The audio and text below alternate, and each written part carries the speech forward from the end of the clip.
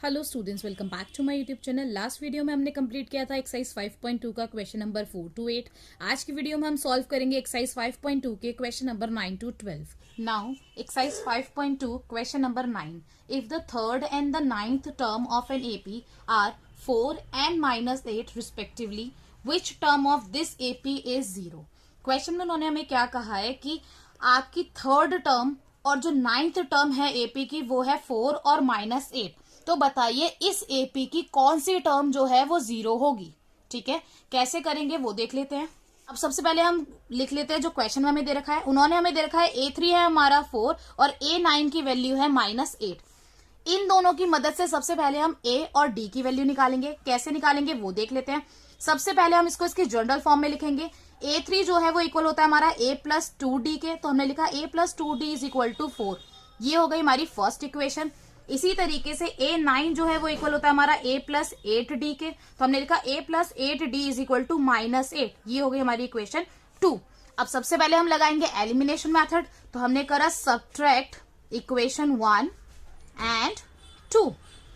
We get, हमने लिखा A+2D is equal to 4, A+8D is equal to -8। अब सबसे पहले हम करेंगे साइन चेंज। साइन चेंज कर दिए, प्लस है तो माइनस, प्लस है तो माइनस और माइनस है तो यहाँ पे प्लस। अब एक प्लस का एक माइनस का ये कट गया। +2 -8, +2 -8 is equal to -6, -6D is equal to +4 +8, 4 + 8 is equal to 12। अब -6 जो है वो इक्वल टू के इस साइड मल्टीप्लाई में, तो दूसरे साइड जाके हो जाएगा डिवाइड। तो हमने लिखा D is equal to 12 upon में -6। ये एक टेबल से कट रहा है तो काट देते हैं, 6 2 12, तो D की वैल्यू कितनी आ गई हमारी -2। अब हम क्या करेंगे, हम D की वैल्यू को पुट करेंगे इक्वेशन 1 और 2 में से किसी में भी एक में। तो हमने लिखा put the value of D, put the value of D in equation 1। First equation में पुट कर रहे हैं हम। A+2D इज इक्वल टू 4 था, A+2 इंटू D की वैल्यू थी -2 is equal to 4। A+2 into -2 is equal to -4, तो हमने लिखा A plus -4 is equal to 4। अब ब्रैकेट ओपन कर दिया, plus minus minus is equal to 4। अब 4 जो है वो इक्वल टू के इस साइड माइनस में है तो दूसरी साइड जाके क्या हो जाएगा प्लस। तो हमने लिखा A is equal to 4 + 4 that is 8। तो हमारी A की वैल्यू कितनी आ गई 8। तो हमने लिखा सो A हमारा आ गया 8 और D आ गया हमारा -2। अब क्वेश्चन में उन्होंने हमें पूछा था कि कौन सी टर्म जो है वो है हमारी 0। तो हमने कहा an हम लेके चलते हैं 0। अब हमें नंबर ऑफ टर्म निकालनी, कौन सी नंबर ऑफ टर्म जो है वो हमारी 0 होगी, तो हमें n निकालना है। अब हमने लगाया formula an is equal to A plus n-1 into D।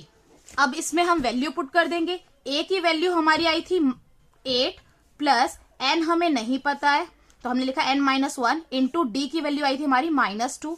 an था हमारा 0, तो हमने लिख दिया। अब 8 जो है वो इक्वल टू के साइड प्लस में, तो दूसरे साइड जाके क्या हो जाएगा माइनस, तो हमने लिखा -8 is equal to n-1 into -2। अब क्योंकि -2 इक्वल टू के इस साइड मल्टीप्लाई में है तो दूसरे साइड जाके हो जाएगा डिवाइड, तो हमने लिखा n-1 is equal to -8 divide by -2। Minus से माइनस कैंसिल हो गया, 2 1 दा 2, 2 4 दा 8। तो 1 जो है वो इक्वल टू के इस साइड में माइनस में तो दूसरा साइड जाके हो जाएगा प्लस, तो हमने लिखा n is equal to 4 + 1 that is 5। तो हमने लिखा n इज इक्वल टू 5। तो हमने लिखा so the fifth term of the AP of the given AP is 0. Now question number 10. The 17th term of an AP exceeds its 10th term by 7. Find the common difference. Question में उन्होंने हमें क्या कहा है कि एक AP का 17th term जो है वो उसकी 10th टर्म से 7 ज्यादा है। मतलब उसमें जो भी 10th टर्म की वैल्यू है ना, उसमें अगर मैं 7 ऐड कर दूं तो वो तब बराबर होती है हमारी 17 टर्म के। ये उन्होंने हमें दे रखा है और कह रहे हैं कॉमन डिफरेंस निकालिए। ठीक है, कैसे करेंगे वो देख लेते हैं। क्वेश्चन में उन्होंने हमें क्या कहा था कि A17 की जो वैल्यू है वो A10 की वैल्यू से 7 ज्यादा है। मतलब मैं कह सकती हूँ कि A17 और A10 के बीच का जो डिफरेंस है वो 7 है। ठीक है, तो मैंने A17 के जनरल फॉर्मूला लिख दिया, वो क्या हो गया हमारा A + 16D माइनस A10 का लिख दिया A + 9D is equal to 7। अब a प्लस 16d ब्रैकेट खोल दिया, a प्लस का था तो माइनस का हो गया, 9d प्लस का तो हो गया माइनस का, इज इक्वल टू 7। अब एक a प्लस का और एक माइनस का है तो ये कट जाएगा, हमारे पास क्या बचा 16d माइनस 9d, 16 में से 9 को माइनस किया तो कितना बचा हमारा 7d इज इक्वल टू 7। अब इक्वल टू के इस साइड 7 मल्टीप्लाई में तो दूसरी ओर जाके क्या हो जाएगा डिवाइड, तो हमने लिखा d is equal to 7 upon में 7, 7 से 7 कट गया तो हमारा d आ गया 1, तो हमने लिखा so d is equal to 1। Now question number 11, which term of the AP will be 132 more than its 54th term। उन्होंने क्वेश्चन में क्या कहा है कि आपको एक AP दी गई है, इस AP की कौन सी टर्म जो है वो 54th टर्म से 132 ज्यादा होगी। कैसे करेंगे वो देखते हैं। अब हमने AP नोट कर लिए, AP नोट करने के बाद सबसे पहले हम इससे कैलकुलेट कर लेते हैं A और D। A हमारा क्या हो जाएगा इस AP का first term that is 3, D हमारा क्या हो जाएगा नेक्स्ट टर्म में से प्रीवियस टर्म को माइनस कर देंगे, मतलब A2 माइनस A1, A2 है 15 माइनस A1 है 3, तो 15 में से 3 माइनस किया तो आया 12। ठीक है, नाउ उन्होंने हमें क्वेश्चन में कहा था कि कौन सी ऐसी टर्म है जो A54 से 132 ज्यादा है, ये आपसे पूछा गया है। तो सबसे पहले हमें AN निकालना पड़ेगा, उसके लिए सबसे पहले जरूरी है कि हम A54 की वैल्यू निकालें, क्योंकि स्टूडेंट्स ये समझिए कि जब हम A54 की वैल्यू निकालेंगे तभी तो हम 132 ऐड करके निकाल पाएंगे कि कौन सी ऐसी टर्म है जो हमारी A54 से 132 ज्यादा है। सबसे पहले A54 की वैल्यू निकाल लेते हैं, तो A54 का फॉर्मूला क्या हो जाएगा A प्लस 53D। A है हमारा 3 प्लस 53 इंटू D है हमारा 12। अब 53 को 12 से इंटू किया तो हमारा आंसर कितना आया 636। 636 में 3 को ऐड किया तो आंसर आया 639। तो A54 की वैल्यू कितनी आ गई 639। तो अब हम AN निकाल लेंगे। AN हमारा कैसे निकल जाएगा, A54 में 132 को ऐड करना पड़ेगा। A54 की वैल्यू आई है 639 प्लस 132, 639 में 132 को ऐड किया तो आंसर कितना है 771। क्वेश्चन में उन्होंने हमसे पूछा था कि ये बताइए इस AP में ये 771 जो है वो कौन से नंबर पे आ रहा है। तो हम लगा देंगे AP का formula that is AN is equal to A plus N minus 1 into D। AN हमारा आया 771 इज इक्वल टू A था 3 प्लस N हमें नहीं पता है N माइनस 1 इंटू D की वैल्यू है 12। ठीक है, अब क्योंकि 3 यहाँ पे प्लस में तो दूसरा जाके हो जाएगा माइनस, तो हमने लिखा 771 minus 3 is equal to N minus 1 into 12। 771 में से 3 को माइनस किया तो हमारा आंसर आया 768 is equal to N minus 1 into 12। ठीक है, अब इक्वल टू के इस साइड 12 मल्टीप्लाई में तो दूसरा जाके क्या हो जाएगा डिवाइड, तो हमने लिखा N minus 1 is equal to 768 divide by 12। 768 को 12 से डिवाइड किया तो हमारा आंसर कितना है 64। तो हमने लिखा N minus 1 is equal to 64। अब 1 जो है वो इक्वल टू के साइड माइनस में तो दूसरा जाके क्या हो जाएगा प्लस, तो हमने लिखा N is equal to 64 plus 1 that is 65। तो हमने लिखा so the 65th term is 132 more than the 54th term.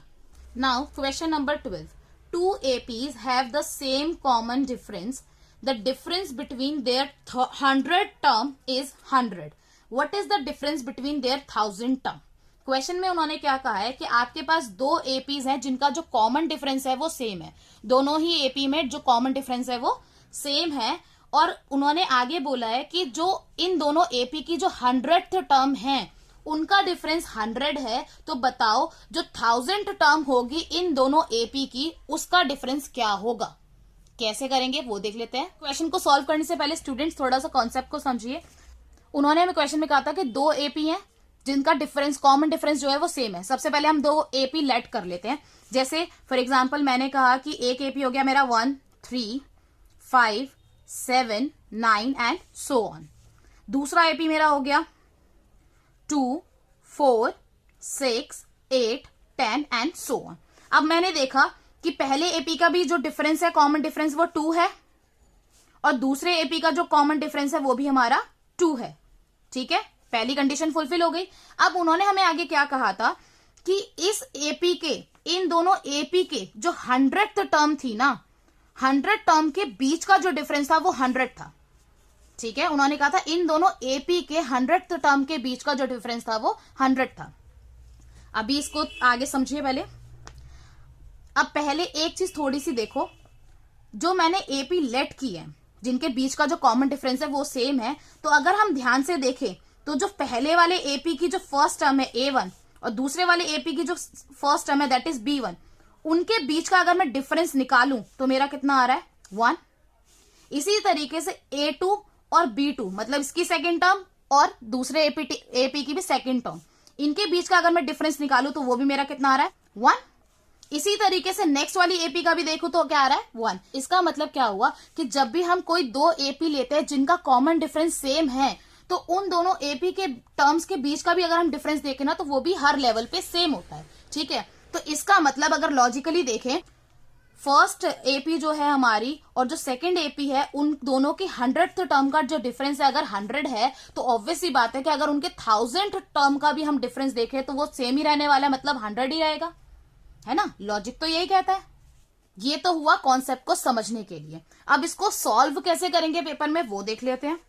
हमने लिखा let the first term of two APs are A1 and B1.